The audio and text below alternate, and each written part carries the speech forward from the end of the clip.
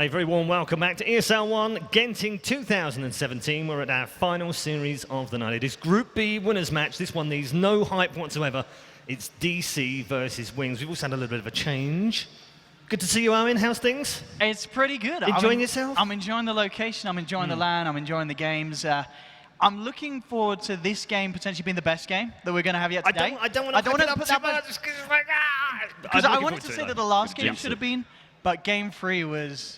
I mean, if you're a VP fan, it was pretty disappointing. It was brutal if you were a VP fan. If a newbie fan, you were like, yes, you were having a great time. Fantastic. You were having a party out there. We've also got Purge back with us. How you doing? Pretty good. Yeah? Fun game. Yeah, very interesting all the way through. Interesting series as a whole. Yeah, absolutely. The laning stages for all the games were super relevant. It was interesting to see how the rotations came through. Just seems like the teams are having some consistency problems in late game. The games are just ending in a lot of cases, with one team having a huge advantage. Yeah, I mean, you mentioned it in your last commentary, but it's been prevalent all the way through the day, except for that very last game. Yeah. Which is, teams get to 15 minutes, and it's kind of even.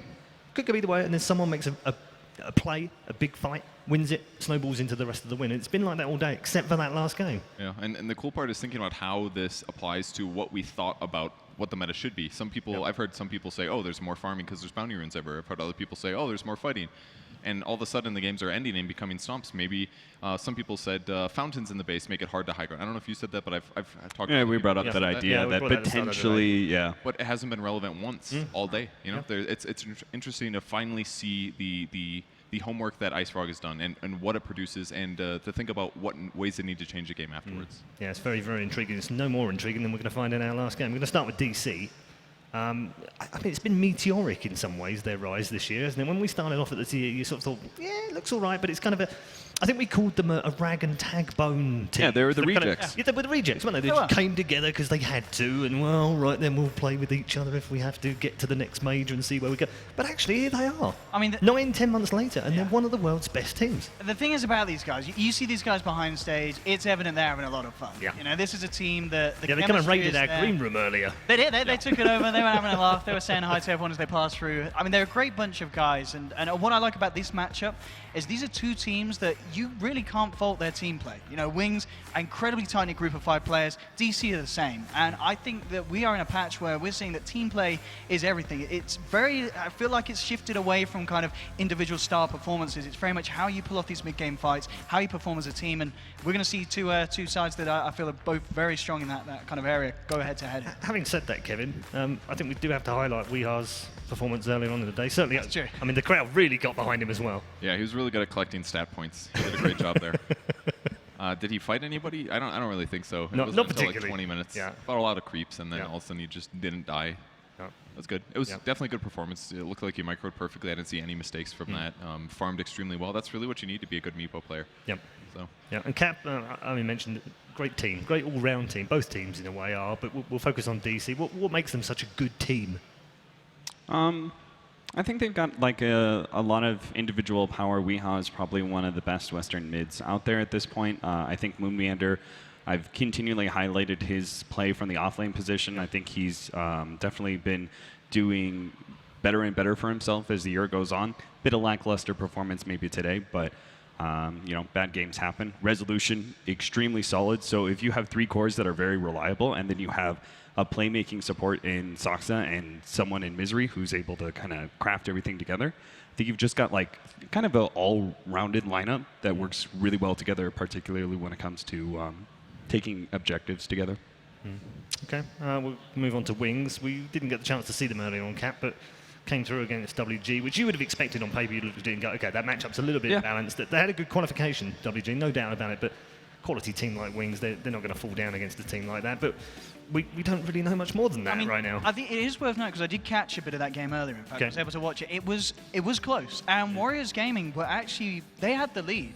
And it's a very strange ending to this game, because literally at the very end, Warriors Game, I think they're about 10k ahead, one fight, bam, 20k difference, and they actually tapped out. And me and Purge kind of got, I think it was me and Purge and me and Melini, we caught the end of it. And it looks a little weird, because we're seeing kind of early GGs, it feels. Yeah. There's something about this patch that teams, they really feel that one bad fight at a certain stage, it's over. Yeah, or one bad mid-fight if you're virtus.pro. You just kind of, you know, mid-fight, just, no, we're done. Yeah, I mean, it's the case. But I think that's the thing to look out, really, with Wings. This is a team that they've shown, if they get behind, you can't write this team off. This is a team that will swing back one fight, and they'll still win the game. That being said, the aura of invincibility, like I try to prop this team up as like one of the TI teams that would go forward and actually continue to be really strong, you know, similar to Evil Geniuses. And I think we've actually seen more weakness out of Wings than I expected. I think they're actually a much weaker team than I would have thought. Boston performance was poorer than anyone thought it would be. Yeah, I mean, they also had like I think a pretty tough matchup naturally, but I think just in general, watching some of their play, I feel like there were a lot more mistakes than we're used to seeing. Maybe people are just like adjusting to their play style, and then that naturally will expose mistakes being made. But I think like some of the things, right, is that they're very committed to they will commit to each other when it comes to these team fights, right? They'll commit to saving each other, and that oftentimes will lead to the save a friend syndrome, which comes down to you just like, you know, one death turns into 3 when it really should have just been a one-off support dying. I think that is very much a clear weakness of Wings that we've seen a couple of times. And then I feel like the star performances like haven't been as rattling. Like Faith Beyond, I don't think has been making like huge steps like he used to as an offlaner. But as a player throughout the year, you've got to say he's up there with pretty much anyone, right? I think I easily place him in my top 3 offlaners still. Yep. Even with a bad day. Yeah, even with a bad day, I think he's still one of the best. He's just maybe he was a little bit more innovative, and then now people have adjusted to that. And it happens to every player, right? You have certain ideas about how to play a core position, and you're really successful in that period of time, but other people start latching onto it. And you can't constantly come up with fresh ideas. Yeah. So, okay, it's very interesting. With the way these two match up, obviously we've got the TI final to look back at, and it's. I wouldn't say it was a classic final, but it was a good final. It was a fun final to watch. We saw a lot of great plays from both teams. Is there a rivalry developing? I don't want to force it, but is there one? Could it be something we could look forward to this year? They haven't beaten each other enough times, I think, repeatedly for it to become something like that. Even I was hopeful that Wings would go on this storied like stomp everybody like for a legacy 6 months run. Thing. But they didn't really do that. They obviously looked incredible at TI, but after that, almost immediately fell off. At least from the same level. So. I think there just hasn't been enough of that. And it's kind of the same case for DC. They got 2nd place, and they've still been doing pretty well. But, I mean, right before TI, they were another team that everybody expected to do amazing and had some, mediocre performances or disappointing performances where they almost did well, but they hadn't done it yet. So even I would say both these teams, with the exception of Wings, obviously winning TI, they still have a lot more to prove. And it's not really about each other yet. Definitely an expectation change, though, Kat, from the first 6 months of the year when we were sort of like DC had the underdogs, they're the brave North American hopefuls, they're coming through. Wings, we already knew they were a quality team. They'd won events, but were they TI champions? Maybe, maybe not. There was a few question marks. The second half of the year, the expectation game for them both is so high now. Yeah, I mean, and that's the thing is that they're not meeting those expectations, even though, you know, you easily say that both of these teams are top 8 in the world, maybe even top 4. They're not their respective 1st and 2nd places that they achieved at TI. So I think that maybe says a lot about maybe TI, and it also says a lot about just the nature of how people are adjusting so quickly to being the champs, right? Just everyone the looks towards nature the top. of Dota2, right? Yeah. I mean, it's such a competitive arena. You have a target on your back constantly once you achieve a top place spot like that. So I think that's just some of the nature of Dota2 is that we are always going to be flipping through these teams. No one's going to stay on top for long. Okay, we'll get more from all 3 of our experts in just a moment, but we are now ready to introduce you to our 2 teams from the TI 6 final. They're here in Genting. Malaysia, you've climbed up a mountain to come up here, and the Dota gods have rewarded you for it. We have a TI final rematch. We're ready to do this. All right, first up on stage, we have Digital Chaos.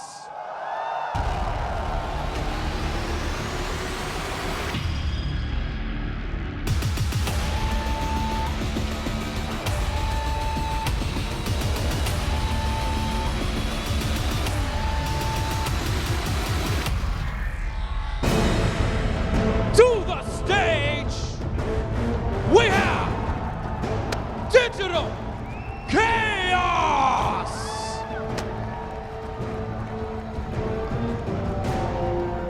Show them some love, come on, here we go. All right, yes, wonderful, smell nice. All right. And now, their opponents, the defending champions of the International. Make some noise for Wings!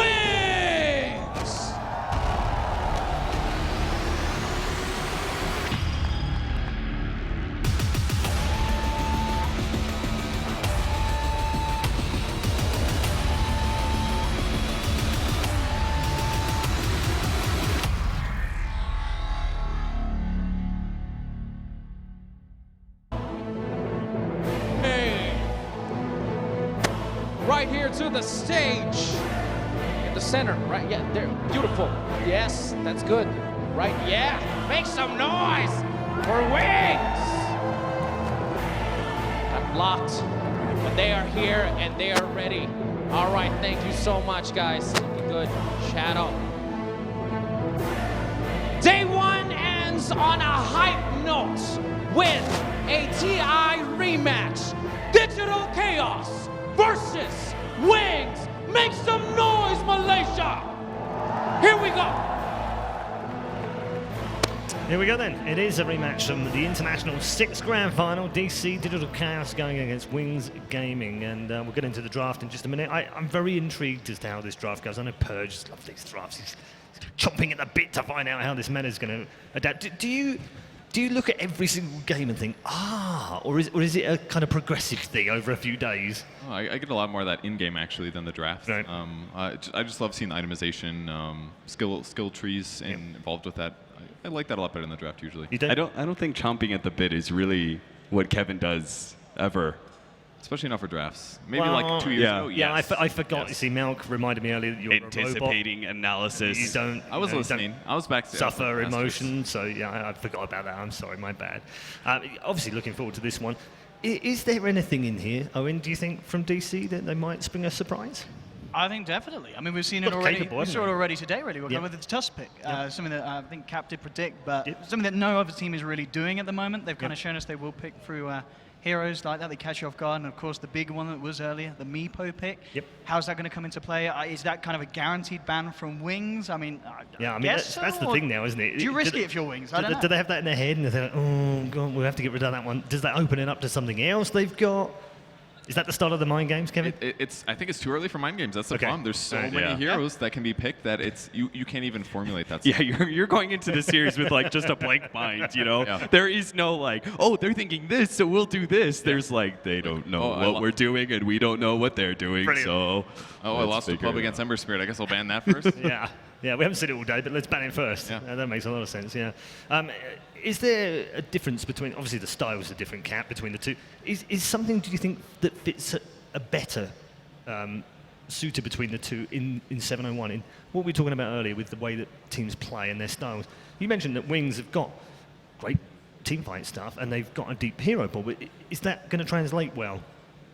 I'm trying to think about so one of the things that was really specific about Wings and their playstyle was their deep smoke rotations. Very often they'd always push like the traditional smoke ganks where you would like smoke up and you'd go to the enemy safe lane and you try and get the pick and turn that into a tower. And Wings would always push like deeper into the jungle. They would look for that extra kill. They would look, behind the tier 2s. They would look for, something that would actually catch the enemy by surprise. And I'm trying to think of how shrines affect that.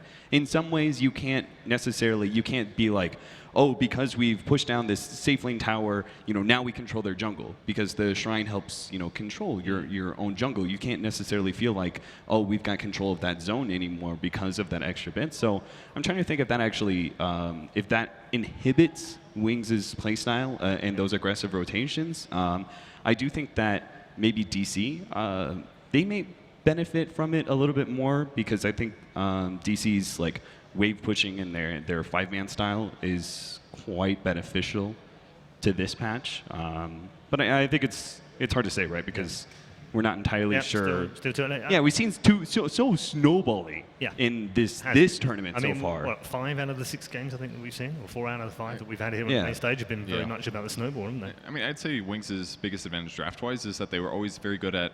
They needed a solution to the draft, and they would always think of a hero that did fit that, even if it was out of the meta, and it would be the right time to pick. I think that was one of the benefits of them as a team, that they're very very good at fitting that in perfectly and still being able to play it at a very high level. I would say more important though right now, at least based on how the games are going, is really all about outplay and laning right now because it has been so stompy. Went to draft number 1 for game number 1 in the Group B winners game. Remember, the winners of this automatically qualify for the semi-finals. We already have one semi-finalist, newbie qualifying earlier on, and of course tomorrow are our elimination matches. Let's find out where the bands go. A little surprised to see the Venge banned in the first round, personally. Yeah. That is weird. Has barely been picked. Maybe it was something that they played in their first game today. Yeah, they played this support core. It was support, right? I think Faith played it. No, Shadow played it. It was Shadow. Yeah. Right. Okay. And I remember thinking like that's kind of weird, but we kind of theory crafted that it might work better in this patch because it is so fight heavy, and you want to be able to have a core that comes online really quickly. This is fast becoming a popular first pick. It hasn't had a lot of success on the mainstream though. I feel like it's the laning wise, it's weaker than some other offlane options. Getting the Blink Dagger, you can still get it relatively fast, but your damage output afterwards is a bit weak. And I feel like there's maybe some safer picks that'll be better at laning and have a better impact mid game if you're having some, if you're behind, for example. Because Slaughter, when you're behind, just feels awful. He contributes almost nothing. Rubik also a first phase pick on 3 occasions today out of the 5 that we've had. 6 now, of course, on the main stage. It's something that Wings do like to do. They've done in the past, of course, picking up Rubik early, and it's very nice to do against DC because of course they would love to get their hands on it themselves. And one of the first teams to do it as well, weren't they? Start picking up, but they sort of got earlier and earlier in the draft. When it was like pick 5, pick 4, pick 2, it's one of those pick heroes that's always been around. You know, Rubik's always been relevant, and it's always kind of fluctuated whereabouts in the draft. But Sanking also very popular today. Yeah, I think Rubik's nice against Slardar because he's a quick reaction hero. He's got this instant disable that you can use. Say you see the Slardar coming, you put the telekinesis preemptively on the Slardar, so when he blinks forward, you get the instant stun before the crush. But that being said, I think it's a support that is fairly open, but just because you have an open draft does not necessarily mean it's strong. Because, for example, Slardar puts this pressure of like, oh god, they could do Slardar Lifestealer, you know, they could do this push strategy, they can do all these sort of things. And say the response last game was like having a Shadow Demon on the other side. Oh, wow. Picking it up earlier this time, so it wasn't actually banned out in the first phase. They know there's a chance it might have been banned out in the second, so... I'm pretty sure it would have been banned in second phase. That's... Okay. Oh boy. They banned out The Silencer. smile says it everything. So they banned out Silencer. They're already very team fight focused with Sanking. That could actually interrupt things. But we saw earlier the Meepo just completely weathered the storm against the Sanking. I don't think it's... Unless they go even heavier into burst damage.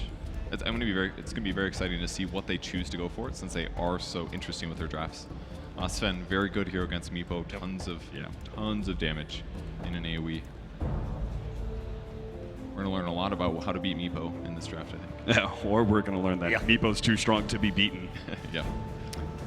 I don't know. You have to put pressure on Meepo because the current Meepo patch is a couple of the problems is that there's these bounty runes all over the map. Meepo is able to spread himself around and take advantage of all those bounty runes very quickly, getting just free gold and free experience.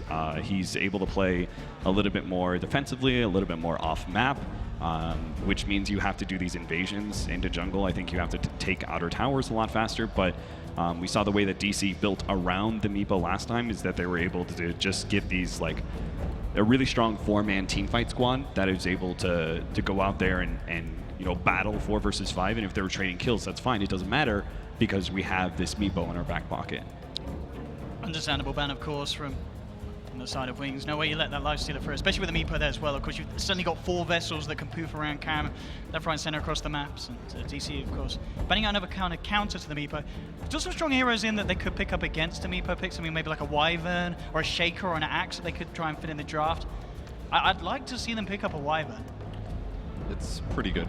It has some solutions, it doesn't cover everything, but I'm thinking of a lot of support solutions, but they removed a lot of the carry issues, really. Ember Spirit, but that would have been physical style, but even still, it would have been very good against Meepo. What about something, I don't think they'd go like Magnus or anything, although they'd have a pretty good team fight then. Okay. An early SF. Decent solution. He can channel his ulti for sure, because I believe the nets don't interrupt channeling spells anymore. It doesn't anymore. Yeah, So, can Absolutely. guarantee get a big ult off, and that will reduce Meepo damage, at least the right-click stuff. I thought the first net did, but if you chain the nets, Oh, is that how it works? Okay.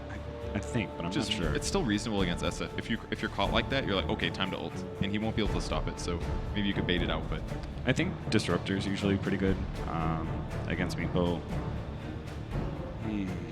Dazzle makes his first appearance on the main stage. very good with Meepo. Just Shadow Wave on the Meepos for extra damage. Keep one of them alive as well. Works with Slardar as well, more physical damage. And right now Wings is a little bit single target burst. Well, not single target, but very burst heavy, so Dazzle can really offset a lot of that. Could they fit an Axim because the fact there's a Dazzle as well, so you've kind of got that to deal with that as well, or is it kind of Rubik Sand counted? King supports. Is that just not? It's possible. I mean, Axe is still really value versus Meepo as a counter initiator. Yeah. And then I don't we'll think it cut works, through though. that Shallow Grave, but. Like, it does pure damage and all, but Meepo just buys a Dragon Lance, and then that offsets like 1.5 spins or something. Like Meepo gets so much HP. I feel like a better solution is something like Timber Saw. We saw it earlier. It didn't make a big difference, but Didn't get into the game though, did it? not really. And you never got Eggs either, and Eggs is really the another thing that really separates you and gives you a huge damage increase against Meepo. I mean, I personally think you just need to pressure objectives as quick as possible. I'm trying to think what heroes are left out there. What about something like Chen Enchantress or something? Is that too early game? I feel Chen and Enchantress. I feel like both those junglers are kind of weak in this patch. If they want to go for some sort of kind of counter to play or kind of save as such, they do like to run the Oracle sometimes. If they do want to have that core SK and have that as kind of the secondary support. But then again, it still kind of begs the question: are you going to actually be able to turn around and kill the Meepo? Which is obviously the issue we saw team struggling with earlier against DC. I think Shadow Pain's a good solution though, because it's going to really limit what Meepo can do in the I like Well, there's the Wyvern. I really You think called that. It's got a very good win rate against Meepo. I mean, kind of across the board. The ult is just brilliant. Meepo kind of makes one bad call. Whoever you're catching in that Winter's Curse, they are going to get absolutely destroyed by the Meepo. So, but at the same time, you got to be careful with the Cold Embrace. You put someone in position, Meepo surrounds them, poos them to death. We'll see. I mean, I'm sure DC would have considered that hero as being a possibility from Wings. So I'd imagine they will feel confident playing the Meepo against it. Wings has amazing lane push right now as well, with Rubik, Shadow Fiend, Winter Wyvern. Like, just split pushing across the map is going to be really easy. They should be able to pressure towers very simply, and DC doesn't have the best responses with Dazzle, Slardar. Yeah, this won't be an easy Meepo pick-off game, right? I think these heroes can very quickly push out a wave, just show up, pop a nuke, and then back away, which means they're going to be able to maintain a lot more 5-manning. It's going to be hard for Meepo to be able to find those picks. Although it didn't really matter the first game they played him. He No, basically was just solo farming while his team ran around and did stuff, and occasionally he got into the fights. Yeah, it was. Felt like it was a 20-minute game for Meepo earlier. Yeah, Before he really actually did. decided he was going to, take part. Fighting cores, and they're all banned away. Life Stealer, Jug. Yeah, for I guess both sides really. Do you think there's any chance that DC could play? Yeah, I was going to say Misery on the Slardar. So this is something that they do. They're really good with this pick. They can play it. Obviously, Moon can pick it up, or Misery can do it. It's something that he started to kind of pioneer. I think it was back at a TI or such, with Secret originally. But this is something that they're very good at. They kind of switch it up. It's a bit of a ball play. Maybe catches Wings off guard. Maybe they didn't expect it. And of course, Moon on the Darkseer. I think that's probably kind of overall time one of his strongest heroes, if not the strongest offlane hero, that he is an absolute beast on. And of course the combos, setups, so just catching multiple heroes in nets or in the crushes, is very, very strong. And Darcy's got some pretty good talents as well. He's got a good HP regen and such. He can become a very, very tanky call. How are you liking this so far? I personally felt like the best way to... I'm not sure if they have enough fighting power. Because Darkseer is a rather slow offlaner, right? Because he sits in lane, he oppresses that lane with his constant ion shells, and he wants to be able to farm up to level 9 and have his mech before he's really active. And then you have this Dazzle, who's pretty defensive support. Slardar's not going to be able to make a whole lot happen on his own. most likely. So. I mean, I agree, but I think Darkseer comboed with Slardar is quite good. Yeah, the combination, sure, but you still need Blink Daggers on Slardar and potentially Darkseer before that happens, right? Yeah, it's like, what do you do in the first 15 minutes offensively, right? You can play reactively really well. You've got to play really passively, surely, with that lineup. I mean, I suppose I agree. It's a little difficult in some ways to take fights, but I mean, they played the Meepo very passively in the first game. yeah, and at least this way they're also going to push lanes as well. So Wings is going to have full advantage in that way, and it does give them some team fight control. Like a vacuum wall can offset a lot of stuff. Viper pick, okay. Oh, I was going to talk about this. The Viper, DK, Razor, to some extent, like all those heroes, I've seen a lot of experimenting with them. They seem to scale a lot better in this patch than they used to. Yeah, their talents are all basically about damage. Viper goes for damage. And a gyro. I mean, if they can pull it off with gyro, wow, that's going to be quite something. This is a hero that a lot of people just they don't rate very highly at the moment. It's been on kind of a bit of a low, and it feels like it's yet to really kind of get that extra wind under his wings to get him back to where he is. But it's something that Wings have actually done a few times when everyone's kind of considered gyro bad. Yeah. But I think they did. But they're the team, aren't they? We've said that before. We're going to leave it there, and we're going to head over to our commentary team for our final series of the night here on day one. Toby Kenobi, can you help me? Well, luckily I managed to survive 2016, so maybe I can actually help you, Red.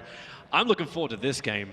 Like, I know we could talk about the fact that, like, it's the TI matchup, right? It's the Wings versus DC. Like, these guys faced off at the Summit. The group stage result of this tournament actually allows them to play up against each other, unlike what happened at Boston when WG denied them that honor. So it's nice that we actually finally get to have this game. I'm excited. I wonder if they can actually counter the Meepo. The Winter Wyvern is something that I haven't seen in ages. Mostly versus Dragon Ranger, but now that Meepo's back, it's happening. Hey, OD was there. It was all over it, saying this was going to happen. So we'll see if it will be enough. The reaction there from Purge was right. Like, it was the big question from DC's Meepo earlier today. How do you counter all facets of the Meepo? Dude, that is a crazy looking Wyvern. That is actually, like, once he's finished playing around with that little fish. There we go. Perspective, the golden wings. We actually don't have the ability to look at the set anymore. What a shame. One of the few things I dislike about the new UI. I want to see those items, man. What Yeah. if I want to play Winter Wyvern? Me too. What if I want to go buy this set? Actually, no one wants to play Winter Wyvern. Man, I really want to go play Winter Wyverns on pubs. Hey man, you were waiting for everyone to play. Well, first it was actually the Gyrocopter you're talking about. Then your mind went to a Faceless Void as the option for Wings. But they did actually go for the Gyrocopter. So just run me through like why you thought this might have actually been a nice pick. Just more AoE. They like already have a ton of AoE with the Sinking and the Shadow Fiend, and they have the setup with the Winter Wyvern. So just mass AoE. The Void is not as good versus the Viper because Viper is very, very tanky. Actually, a little surprised to see them play Viper, although I have seen Rezo play it a lot in pubs recently. I think the Winter Wyvern is like pretty good. I think if you cast it on him, then everyone's going to get the corrosive skin if they end up attacking him. But normally you use it on the Meepo. It seems like such a sustainable lineup from DC. When you combine up like having both the Dazzle plus the Viper, and if Resolution's able to get that early mech, then that big ball push, that big quick push that the panel was talking about, may not be so viable for Wings. So they have to turn this into more of a farm style game. Likely. And Rezo, no stranger to the mid lane. It was his former role before going to carry. And Meepo's generally farming up anyway, so it's not that bad that he's in that lane. Wyvern just playing around with Misery. Misery was trying to get a little bit aggressive. He doesn't actually have Sprint. All he's got is the Crush, Smoke, and then the Wind Lace for his movement speed. So no early boots onto this slider like we saw earlier today. It's good to start that cooldown on the Winter Wyvern. You want him to use that Arctic Burn as much as possible in the early game, just so he can't really threaten anyone with it. Viper feels much, much safer, although unlikely that you'll be ganking him that early in this game. Yeah, we look towards the other lanes where potentially there is action, but it's kind of like you know, okay, well, it's Moon, who tries to not get himself denied while farming up a Sata. But they're really making the most now out of that Shrine. Trigger it nice and early. Moon's already up to level 2.5. So we can work with Misery to do something about this top lane now without putting himself in any kind of peril of being caught out by that Rubik grab, while bottom lane, Faith Bian able to get that nice little stun off. Will it be enough? Saxa not looking healthy, goes for a quick poison, but he doesn't have the movement speed to escape, and Weeha also not too healthy as well. Faith, he should have that Burrow Strike back up in a bit, but it's not worth it going underneath the tower for him. They really seem to like the Meepo versus the Sand King. You cannot Birdo Strike while rooted, so he just sits there, and you're revealed if you try to go Sandstorm. So they seem to like this matchup a lot, and just makes quick work of the Sand King. Really slows down his Blink Dagger timing when he has to live in constant fear. Innocence is trying to stay as close towards Shadow as possible, but now he's going to get crushed up. Misery, where's that Iron Shell? It's just Moon surging himself over. The Iron Shell's on cooldown, but they just throw Moon through the tree lines. This allows Shadow to come down with that Rocket Barrage, and this is that magical burst damage, which DC were trying to dodge. That was a great telekinesis. If he tried to like stun the Slardar to the right, Rez, quick pause. There it is. We'll get to think about things. All the raises, at least with the mana is being committed, you're short 10 mana to get that raise off onto Resolution, which would finish the job. He might be able to salve, actually. He's got Fairy Fire as well, and if he gets up the hill, then you should be okay. Yeah, with the salve change though, I don't think he can. Well, we're about to find out as the game resumes. Resolution does consume up the Fairy Fire, goes back up the hill and then waits out a little bit longer. Where's that last hit? The SF's going to keep on it. There goes your quick salve up. Resolution. The chase continues on over to the tree lines, but no mana for the raise. It finally came back. And Wings really now have bad. 2 kills on the board. Viper's known for like crushing his lane, and he just picked up the level 1 in the Crosus skin. He didn't have it actually before that, but with that early setback, SF, tons of souls right now, 18 souls on him. That's kind of like the dream now for the SF. More space in the mid. Doesn't really have a lot of mana to work with. The bottle still needs to come lane, out. roots. Okay. Double poof.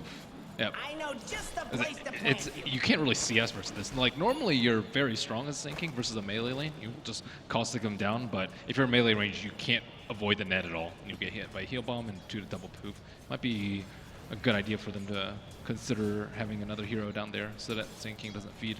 It's also that nice combination of damage which comes out from both Weehaw as well as Suxa. The fact you get that magical damage plus the physical damage, there's no straight up answer to both of them. HP. Yeah, that's HP's king. That's it, but what are you going to do? You're going to start building like I would say earn over on the SK so you can get a little bit of extra life.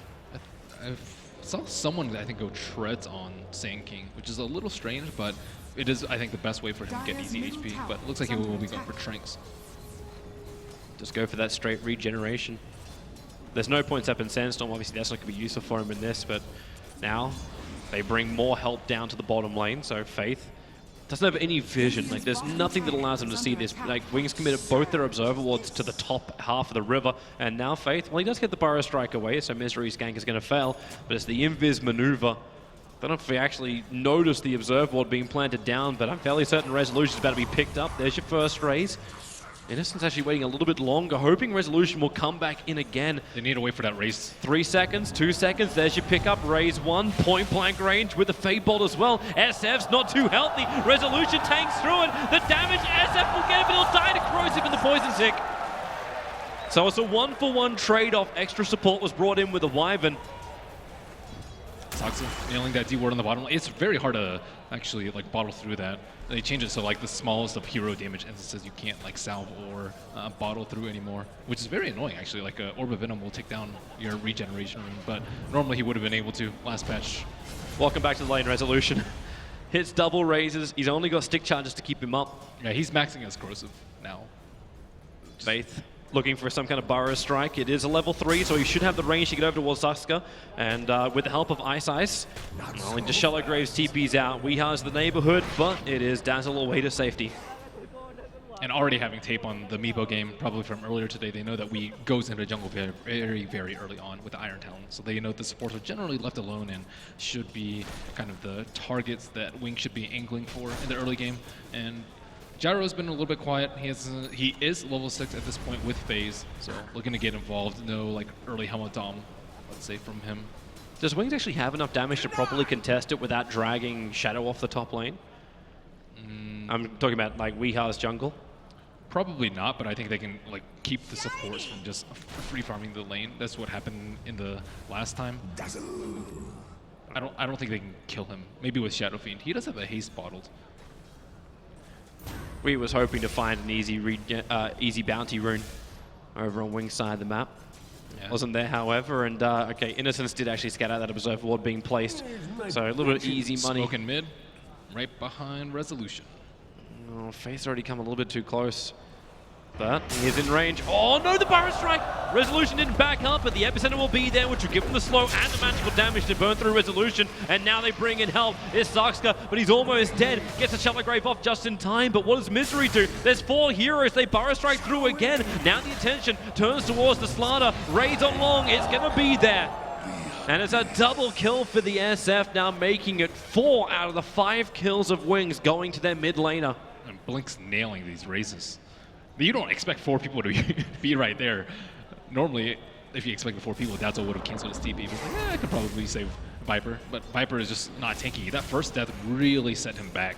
And not having any points on Crow's skin at that point also like really hurt him. And Wings shrined up on the right side of the map, ready to go once again. They committed 4 heroes to it, and then they just moved 4 heroes over to the shrine, regen up, and you're great to go. And still, Shadow having the time of his life up on top. He can't keep up with the Meepo. This is not really possible with how far Weeha's been splitting himself through his own jungle, but with that Observer Ward they left inside the Radiant jungle, Wings is at least keeping tabs on Weeha's progression. Yeah, it's a really big problem though that the Viper is not self-sufficient in this mid lane. He's able to pressure Blink a little bit, but with a simple TP out, he should be able to be okay. So Shadow looks to be transitioning into Humble Dominator after, I suppose, the Aquila will be coming out from him.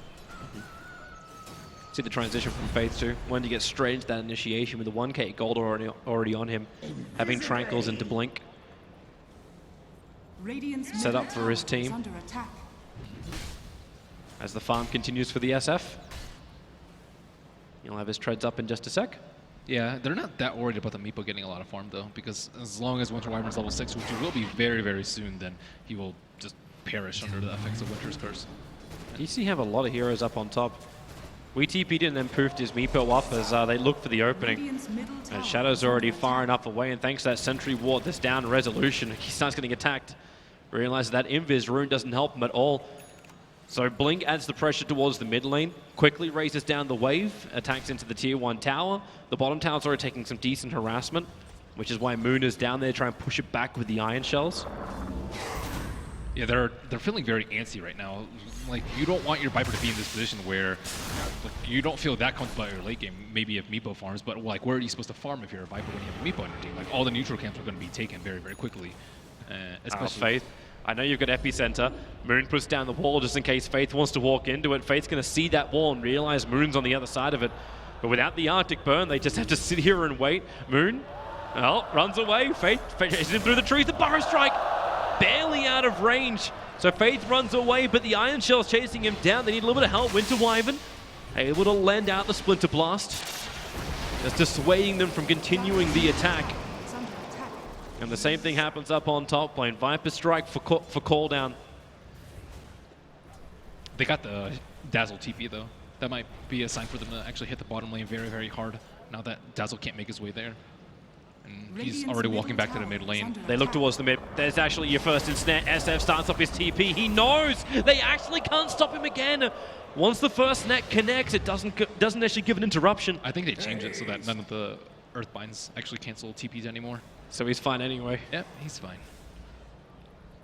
And Misery couldn't get there in time. Misery was sprinting over, but he already ventured a little bit further up to see what was happening near the Wing's secret shop.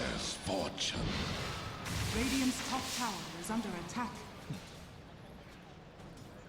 That's actually where SF ends up now. Where's back into the Moon's farm, items? back into the runes, and back into DC, not really pressuring him out of the game, but Weeha's also having the same fun. He's very close to completing up that second Dragonlance of his.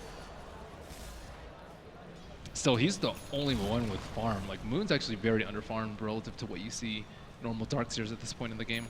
He should be okay with that though. Like Weeha's going to make a lot of space once he has the Blink Dagger on top of the second Dragonlance. He can just die though, Toby. That's a possibility. At the same time, he could just murder. Yeah, I think they have a lot of ways to deal with him though. Like the SF Requiem too. Like, you can't Mid lane, super aggressively. they go for the curse, wind up on the Requiem, SF lets it rip, and Viper just getting hammered down. No extra life really to work with. He went for the Dominator build with the Magic Wand. So there was no quick mech recharge of life. Yeah, I like that use of the Winter's Curse. Also, something cool, the Winter Wyvern has a Blight Stone. Radiant's So top tower probably just like is one under right click on the target that he wants to Radiant's Winter's structures Curse are and then just destroy them. I suppose when you got the range, it's worthwhile, right? Yep. A lot of times you'll see like Winter Wyvern paired in combination with like Sardar for the minus armor. This is kind of like a mini effect. Speaking of Slaughter, he just ran himself in towards the mid lane, trying to keep the SF off his tower. Rather difficult to do, and he doesn't want to go anywhere near the Rubik. Rubik still has that stolen. It's only stolen for a little bit longer, but still has the Viper Strike in him. And it looks like DC actually want to fight. Yeah. 2 Dragon Lances up on the Meepo, and he is level 12 with 3 Meepos. This is a very good time for them to fight. Maybe get a quick pick on SF or... The time is a little bit earlier. Oh, they go in the pin! FaZe, he's going to get the double stuns now with the Raze as well. Weeha's going to go down so quickly. FaZe finds him in the pit. DC caught with their pants down. And Wings. That was the worst time for them to go Oh, in. they're going to get more too. FaZe, oh no, he was the Burrow Strike. Resolution's on the other side of the tree line, so they don't have the control anymore. So that's a smoke and a big Meepo kill from them and a T1 tower, and they don't show any signs of stopping right now. All their ultimates are up, aside from Requiem, which is up in just a short amount of time. Yep. They just use their physical damage then just to push the lane further. 13 seconds, 10 seconds out till the Meepo is up. And maybe Wings just back out a little bit more. Got a dominated Harpy, which is just causing a little bit of harassment. Is it enough to back out? Counter dominant. It looks to be so. Yeah, just steal. The traitor of the traitors. It reminds me of the Enchantress battles. And now if they want to, they can park a HOD creep inside the Roche pit in case they're scared of Meepo trying to sneak in another Roshan. But DC have to be low on smokes at this point after that maneuver had failed them, whereas Wings still have 2 in their inventory. And that's not really something the DC want to have happen. The goal was to get that Aegis the Immortal, get the extra money in, and then Weeha having Blink Dagger can just initiate on anyone he wants to. That didn't happen. There's now Observers. DC still got theirs up for 7 more seconds, but Wings put their own one down. Now, okay, it's going to get dewatered. Innocence is trying to come up here to try and counter. It won't happen. He'll end up stealing Poison Touch. But they've lost their vision in behind that tier 1 tower of the Radiant on top lane. So Wings may be a little bit more tentative at pushing this out. Yeah, it's a little bit dangerous for them. They still do not have the mech yet on the Darkseer. They're bringing help, though. That Winter Wyvern just TP'd in. This is a full commitment from Wings. If DC going to fight this, they have to bring the Meepo back. Yeah, Winter Wyvern's in a very, very good position, and he turned that Blightstone into Medallion, so even more minus armor for that focused Winter's Curse target, and perhaps even an early Roche for Wings with presence of the Dark Lord starting to be skilled up on the Shadow Fiend. Dangerous to do still. This is something too which DC did. They won the coin toss and they chose to pick on they chose to take the Radiant side over any kind of pick advantage. I think you're okay fighting in the pit if you're Wings though. Like Epicenter, Winter's Curse, Requiem, like Gyrocopter, like that's pretty strong team fight. I'm not going to deny that, but if DC can just slip in and take it. Yeah. But they have to use the Shrine. Like that's kind of the biggest thing. That's the advantage for Radiant this time around. The fact that with this new map that Roshan is closer to their port points. Yep. They scanned near the Radiant Secret Shop. They sent the Siege Creep into the Roshan pit, unsure of where DC is going to move next. But so all of them show top, easy T1. Looks like it will be traded Faith and Shadow, working on that bottom one. They do have time to TP Reg if they TP with like 3 or 4 heroes, but looks like that will not be the call. Yeah, they just actually let it go. No fortification, even delay it. So tower for a tower. Moon still wants to keep that farm up. Now 100 gold away, but Weeha let him have it. Let's Moon have the small camp. Yeah, if they can coordinate like a vacuum Earthbind combo into mass poops with the Crush, that'd be pretty nice, but I think it's going to be very hard because Darkseer doesn't have any mobility items.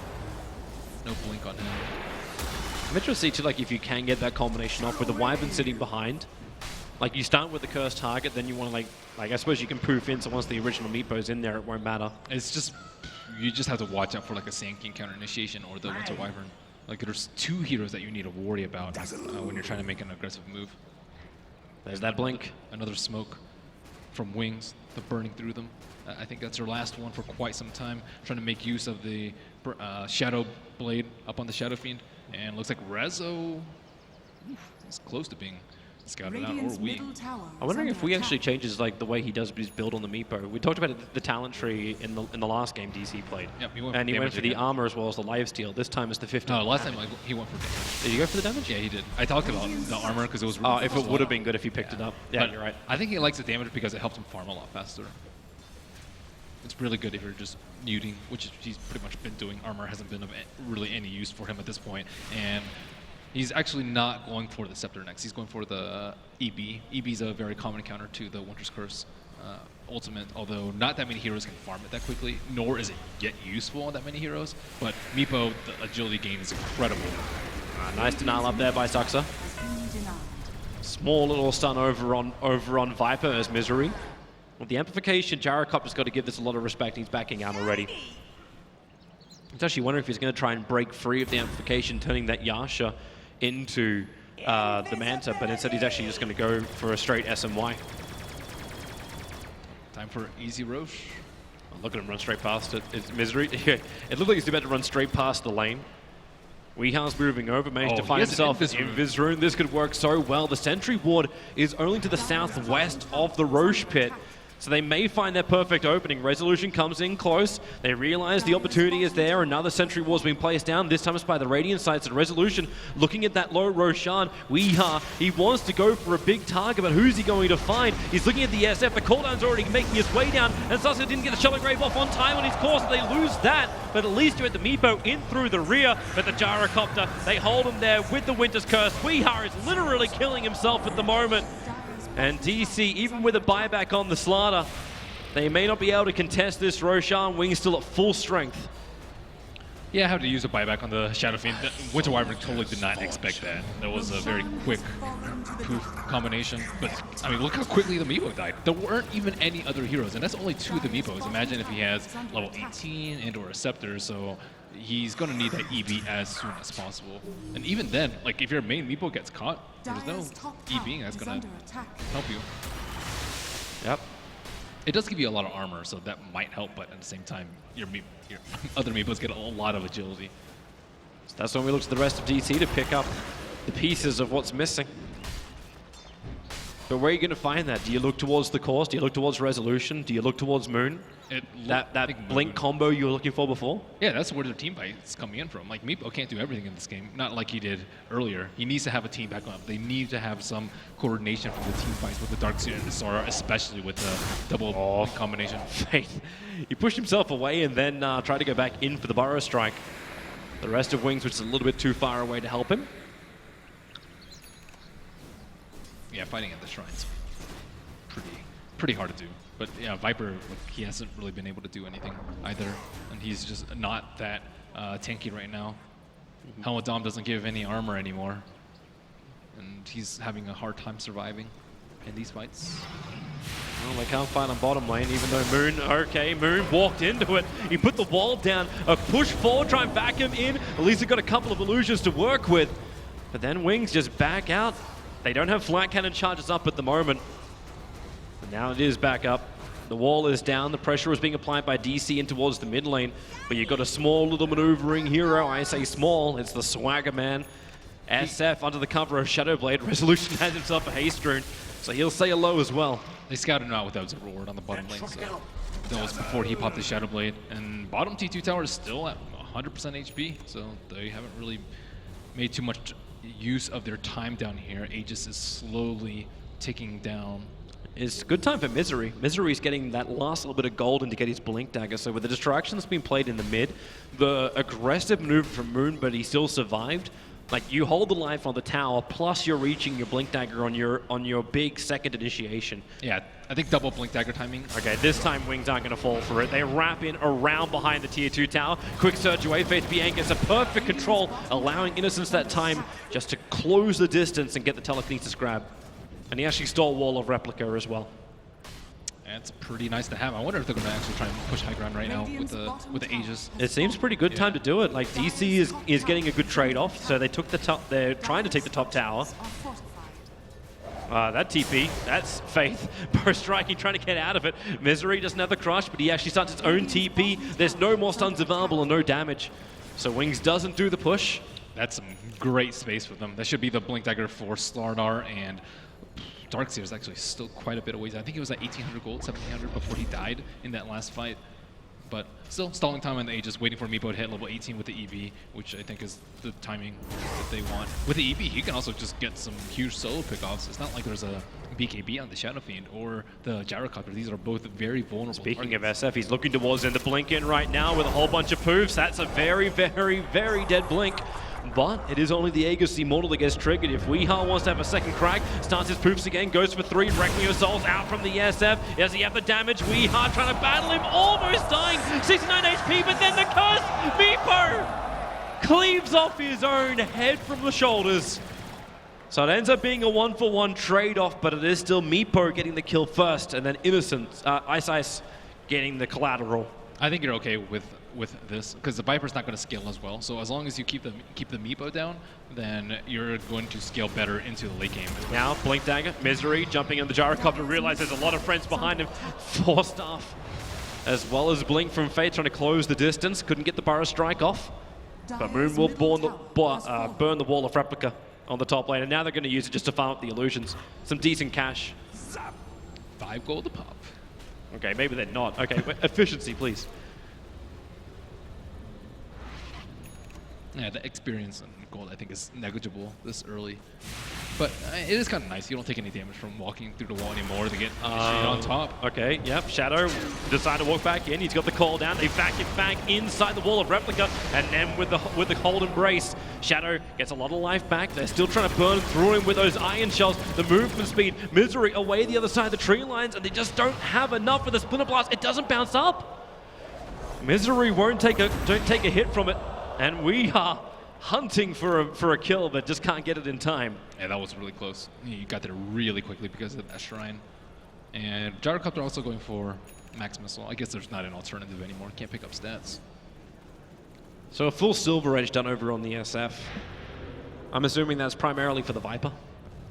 I think Silver Edge is just good for the stats as well. Yeah, Silver Edge not the best versus Meepo. It doesn't really disable anything, but it is heavy single target damage. It is really easy to kill Viper if you can land those raises immediately after.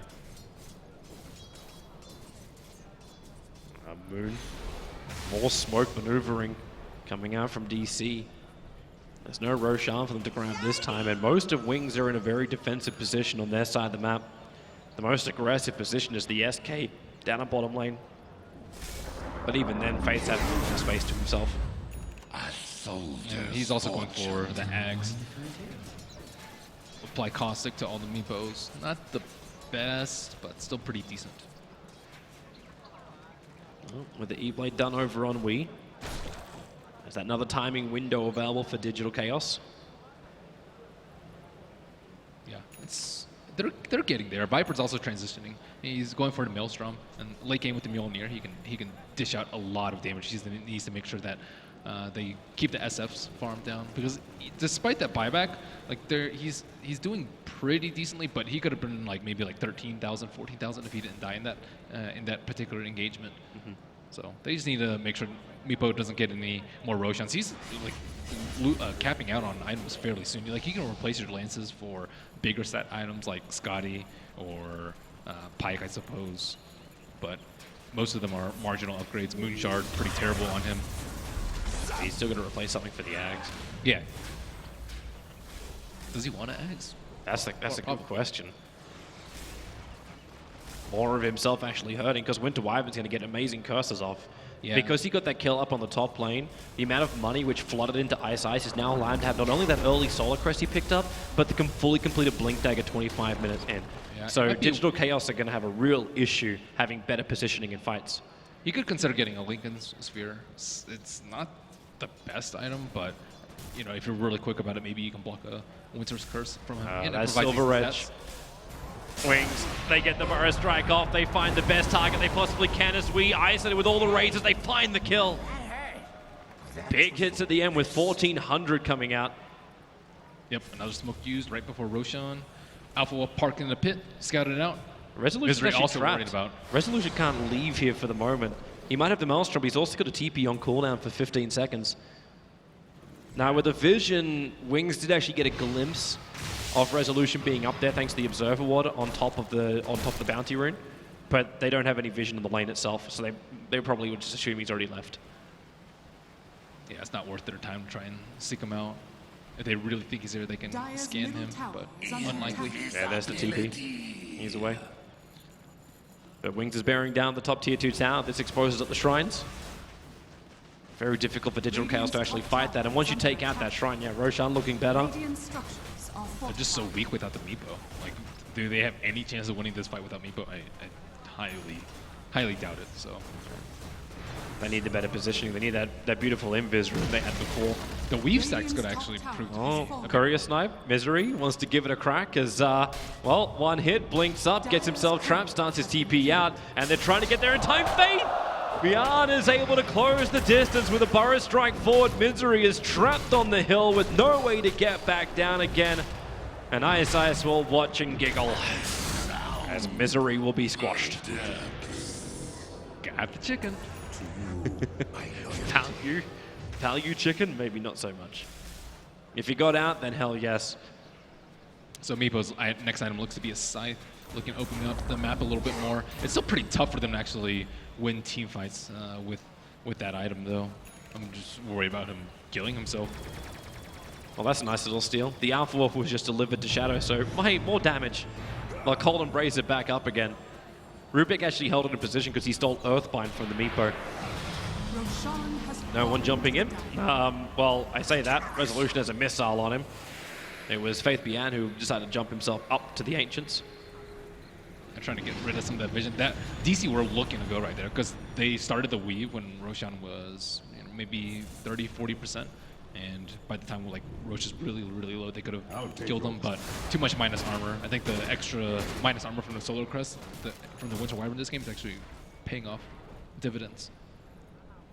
Full BKB is now in the hands of the Shadow Fiend. So That's he's already got big immortality, but now he's going to have a lot of magic immunity. Yeah, he's pretty much guaranteed to get his ultimate off. It's not like the Slar is going to be able to bash him while he's BKB at ulti. He'll just die. Even Moon trying to interrupt him. Can't just have that Darkseer sit in the back lines as well.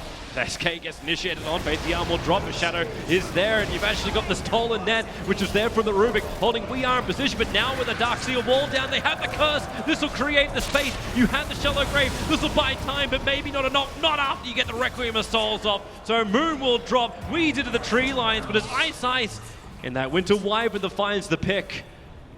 And another chase going northwest. Misery blinking away to safety. Hanging around, I'm not quite certain what for. Innocence is nearby. But thanks to the Observer Ward and Sentry he's got on the hill, he knows he's only up against the Rubik. So the Tranquils kick in. You do actually have a little bit of help. Saska in the neighborhood. But then Innocence tries to do it all by himself. Misery actually missing on the crush. That's not going to go his way. And Innocence still wants to get him one more hit. Misery, he'll end up going down. Support is there. It's in the form of actually Resolution, as well as Saska. Looking for that kill onto Shadow, but more help arrives. As Blink as the SF. You cannot fight that kind of firepower, and he knows he's dead. The Burrow Strike in from SK, and that is one very dead Dazzle. Pretty ambitious by Digital Chaos trying to go for that Rubik kill. I guess they kind of figured that they wouldn't be able to escape from the clutches of Wings, so might as well go out with the kill. But Rubik kept them around so long that the other cores were able to clean them up. And it's very tough first phasing on Meepo. Sven, Ember, I think were the second phase bans, but there are other heroes that do very well versus them. Yeah, that was something which was an advantage for DC before you're around. Like they got it in the second phase, that Meepo slipped through. Yeah, especially if your cores are revealed. I guess like I can't really think of that many other supports that are like great versus the Meepo, aside from Winter Wyvern. Like the AoE ones like Earthshaker and other ones are like pretty lackluster, I would say. Meepo just farms up and just crushes them with the sheer amount of farm. Well, Ags is now available for the SK, so the range increases further. And the cost of it. Yep. And they're just looking now, Wings, just to take out all the shrines. They already managed to bring down the one in the Southern Radiant jungle. They've got to look towards the secret shop one. At the same time, you want to get yourself a kill. Winter Wyvern, the curse is off, and that may just be enough. There's another Stolen Earthbind out from Innocence, but that's more insult to injury than anything else. Yeah, just no chance for him. There's only 3 Meepos there, only 2 of them hitting him, so.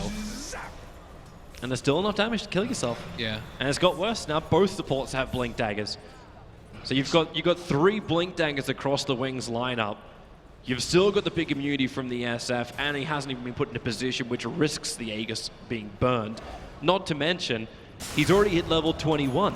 So he's already got the +2 damage for every soul. Misery, this is optimistic to say the least. Faith misses his positioning, and Misery will be able to TP out to safety. But the damage this SF is pumping out is currently at 332. Yeah, he doesn't even have the Ags. Yep. That +2 damage for soul talent is just, what, 372 damage for him? Over relic amount of damage. I think he has one of the better talents as a right clicker in the game. A lot of physical, which is kind of funny when you look at these last ones. Like, okay, you have attack range or you have the magical. Like, it's really dynamic where you can make him a physical damager or that magical burst. I don't think I've seen anyone get the Shadow Race cooldown in a somewhat close game. Like, OD has like terrible talents by comparison compared to SF. I've even seen like some ODs like skip the level 10 point and go for an actual skill point rather than a talent. But I don't think you do that on Shadow Fiend. 20 attack speed is pretty hard to give up. To be fair, Meepo's build is also like really good at right-clicking, which is a double-edged sword when you're versus the Winter Wyvern. I don't think there are that many other builds. I guess like Scepter, I suppose, but then you're adding another Meepo, which is far more than a little bit of attack speed. This is nice for DC. That Observer Ward on bottom lane scattered the fact the SF left. And there's Misery as well as we, who smoke up as 2. And they're trying to assault into the Wings jungle, and they find the perfect target. They find Shadow with the quick moves. There's just no help coming. Wyvern, well, the ulti is out, and that is going to be again a dead target. The Shallow Graver comes out. He'll survive. Ice already TPs away to safety. So they lose the SF, you burn the curse, and this may just give that freedom to Weeha to push into the tier 2 tower. Yeah, that's a big kill. Gyrocopter felt safe walking up the hill with the BKB, but wasn't able to pop it in time. They find another opening. This time it's going to be Wings finding Misery. Moon blinks up quickly, but already Wings are on the retreat. The tier 2 tower's been taken in the mid. So see how far DC want to push it. They do have 40 seconds until the Gyrocopter is back alive. There's no buyback available. Sadly, there's no Roshan available for DC, so they'll have to buy more time. Just keep accruing items on the Viper as much as they can. Like, he's been silently getting there in terms of farm. BKB now picked up for him. They're really looking for another opening. That melee creep. Picked up by the SF, but it's Faith Beyond who's going to walk in the middle of Digital Chaos on all sides when he burrow strikes onto Misery before the crush can come. Where's the help? It's Moon with a 3-man back wall. Misery will get the crush up for this last Weeha just to jump straight in, but where is this damage? With the hold, it will be Ice up on the hill, and now in comes Jurevison from Faith Beyond under the cover of Sandstorm. He'll hold his ground. Weeha, the curse is finally out, and he will kill himself off. It's a 3-for-2 trade-off. But Shadow back to the front lines, looking for the kill over on Resolution. He has the homing missile available, so this can just keep chasing Resolution down. Moon will surge him away. It's a 2-on-2, that's all that's left from that fight. But Resolution, the surge lasts for so long now. Moon's also got one on him. They just keep running. They'll be away to safety. That missile is nowhere near enough damage to find the kill, but still, it hits the mark on the Viper. Here we go again. Wait until you actually buff that. Obviously, he's not going to do that. The 4 flat cannons are so much better, but the 3+ homing missile charges at level 25. I mean, he does have the cooldown reduction in the spell amp. It wouldn't be the worst thing for him.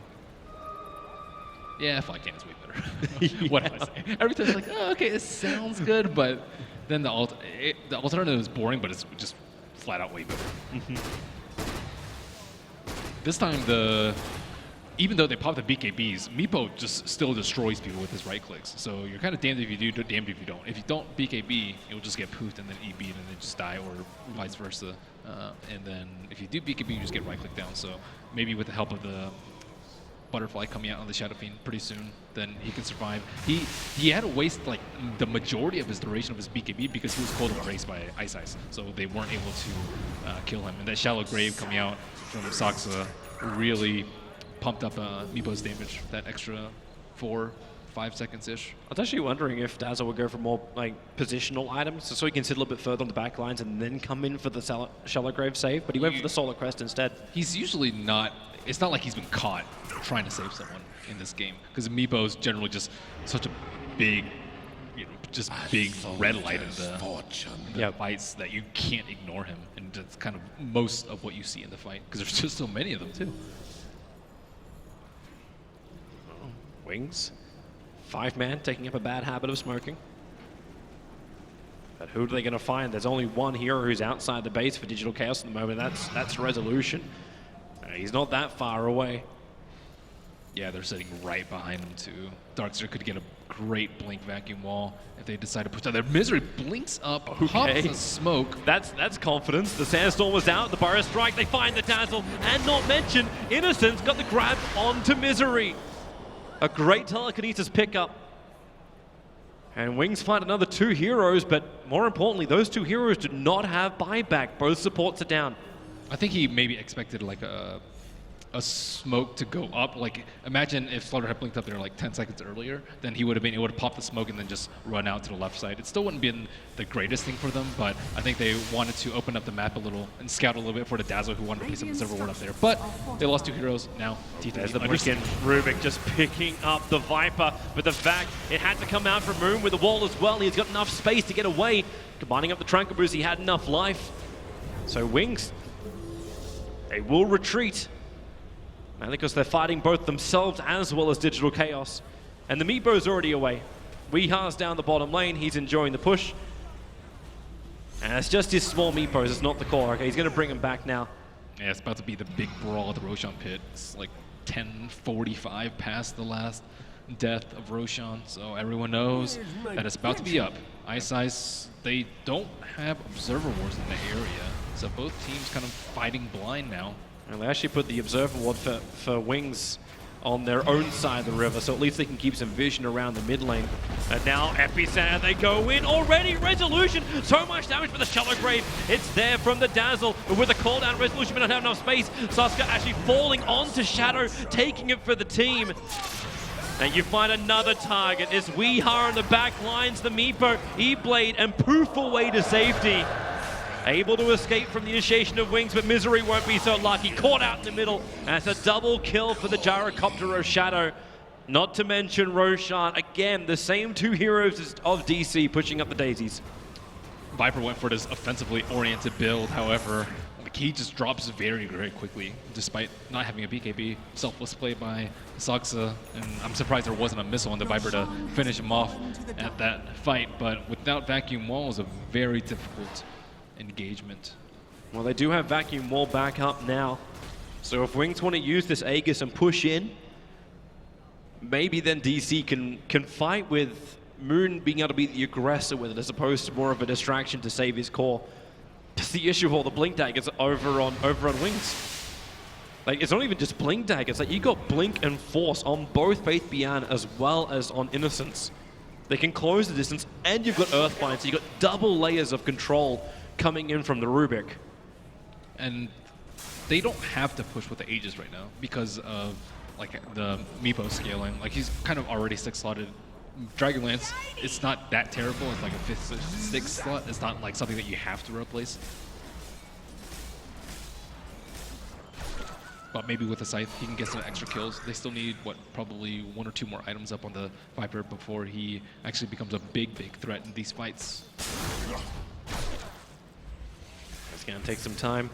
Time they may not have. Wings is already looking to come back down the mid lane. There's a decent amount of pushing that's come out from Weeha. Yeah, their BKBs are getting quite low on the side of Wings, which is, if they have to fight a Viper with a Mjolnir, he's going to be dishing out a lot before he dies, especially if he gets Grave, just like last fight. And Wii comes out with 2 big cores, so maybe looking to fight in about 5 or 10 seconds, but that's not enough time. No, they just let the racks go, get the better trade-off, which is going to be the tier 2 tower, but that money, that's a full refresher orb over on the Wyvern. You got 2 curses now available for a Winter Wyvern. Resolution's trying to battle against the SF. Remember, even if he finds the kill, it's only the Aegis he's able to hit through. That DD, they got so much value out of that DD. It was kind of hard to tell that it's on the SF because of his model, but... Fade almost got this done. The vac is in, only hits on 3 heroes, but there was no real follow-up. You just get that route onto the gyrocopter.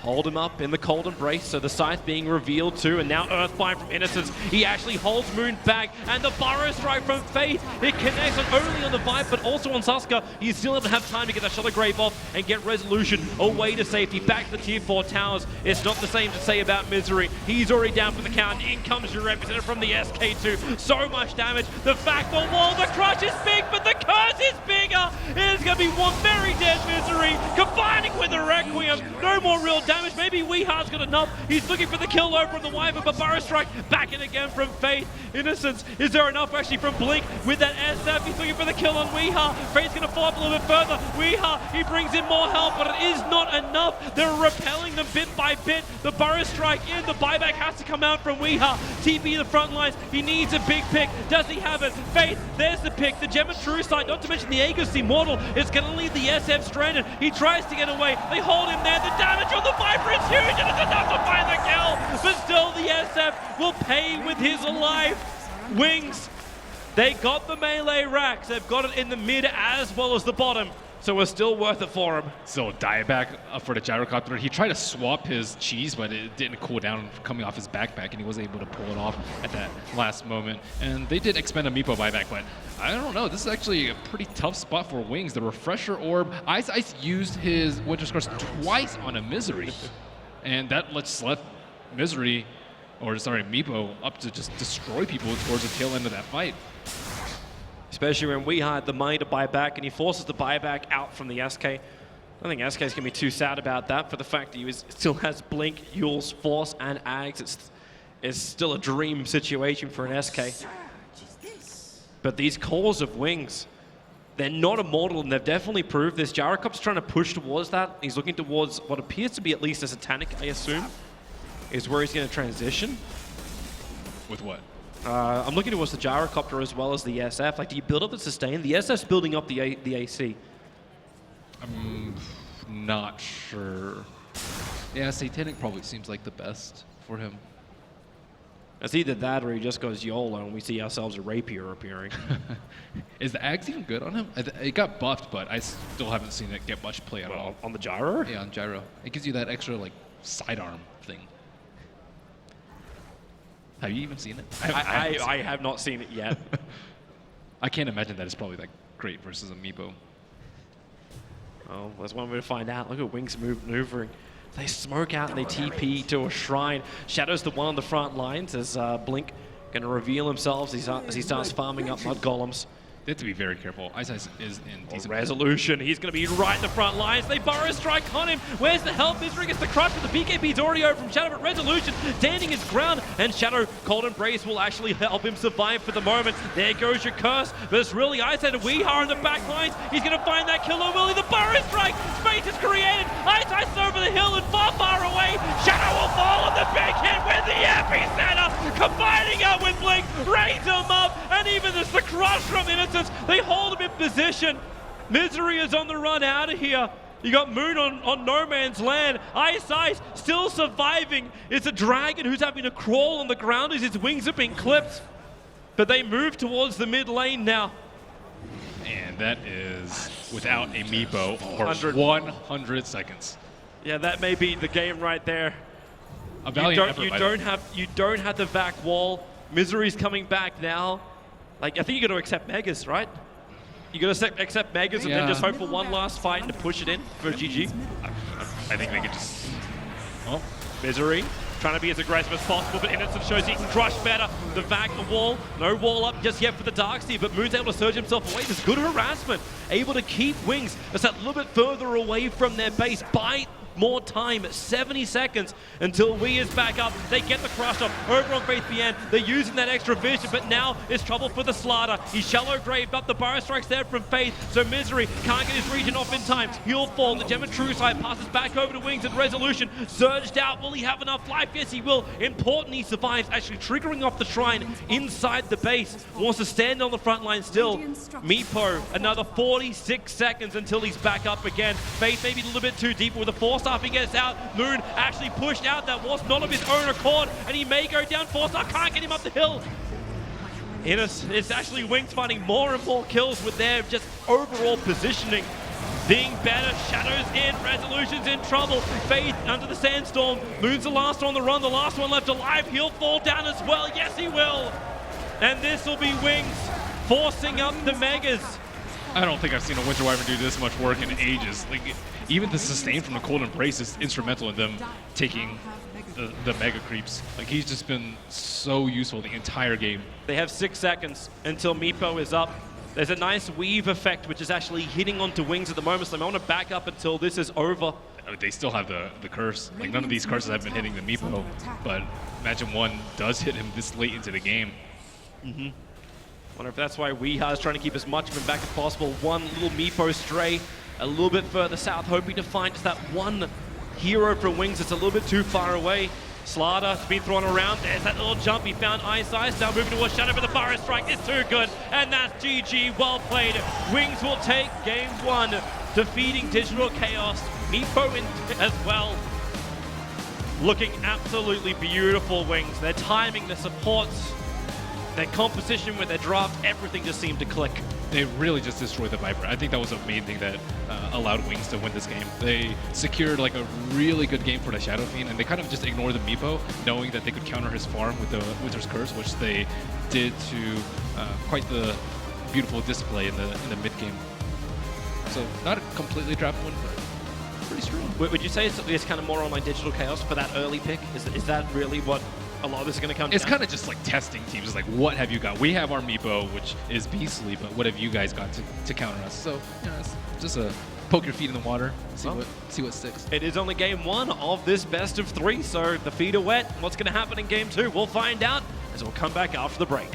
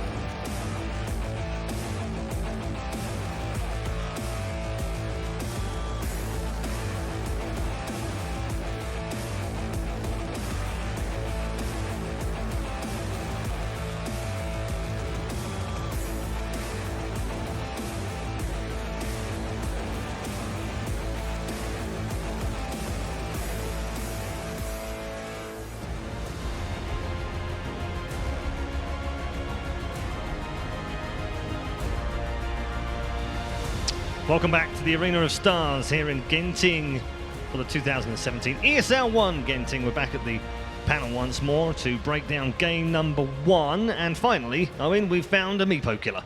We certainly have. I mean, we kind of talked about it in the draft. We knew there was a chance that it was going to be very, very strong, but I mean, it's not just the hero is good, it's just the way he played that game. It was every Winter's Curse. I think there was like one Winter's Curse towards the end which was a little questionable, and DC played around where I think he went for a curse onto Resolution, in fact, and then, of course, Weeha's like, curse is down, now I jump in, now I kill everyone, but there just wasn't enough chances for Weeha to do that, because Ice was just on top of his game. Yeah, indeed. We've also got an additional member on the desk. Welcome to Jack. How you doing, Jack?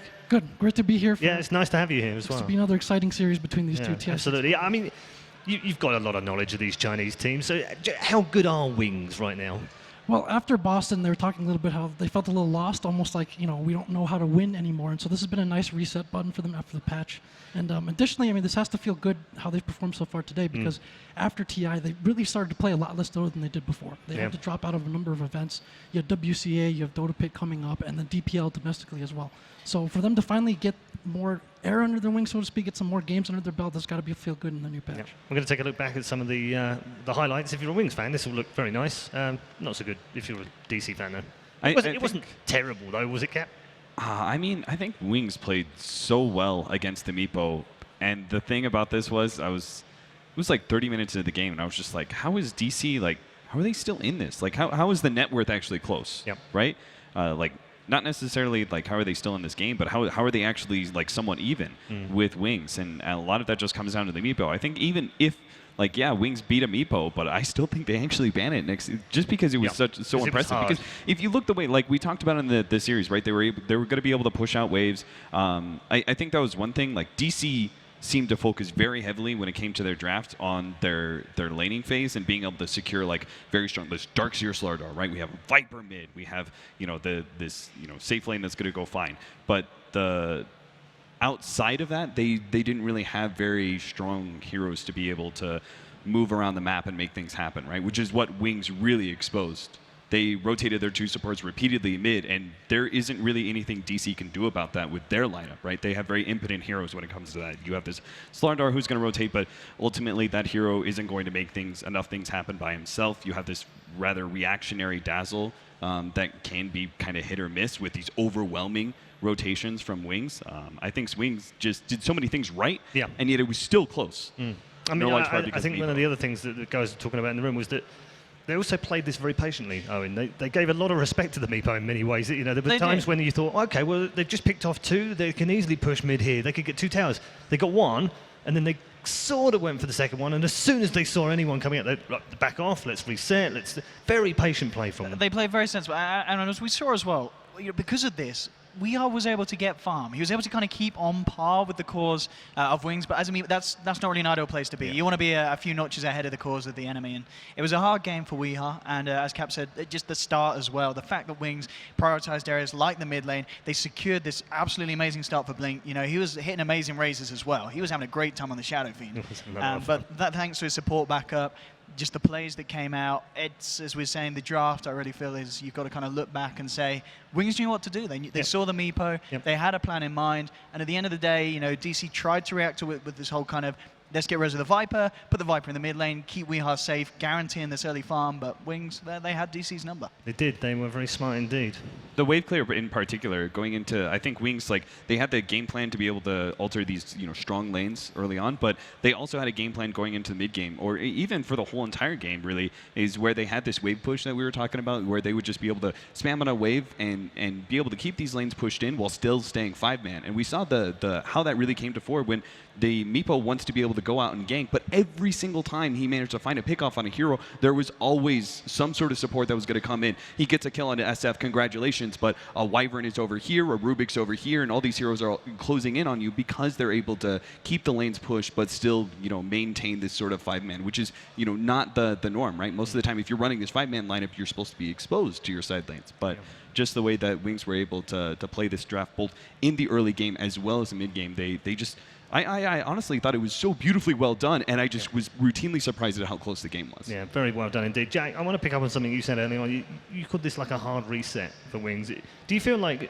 as the year went on, they kind of lost their way a little bit with the last patch, and maybe people found out about how they played a bit more and countered them better, and the patch is like the hard reset for them, almost gives them new lease of life. Yeah, certainly. People started to study them a bit more. Cap mentioned something really interesting in Game 1. He said their rotations, one of their strengths of this team as well. You saw that this game. When they're at their peak, you saw all the rotations made coming from everyone, from both supports, from the Wyvern and the Rubik, able to get those kills on the Shadow Fiend.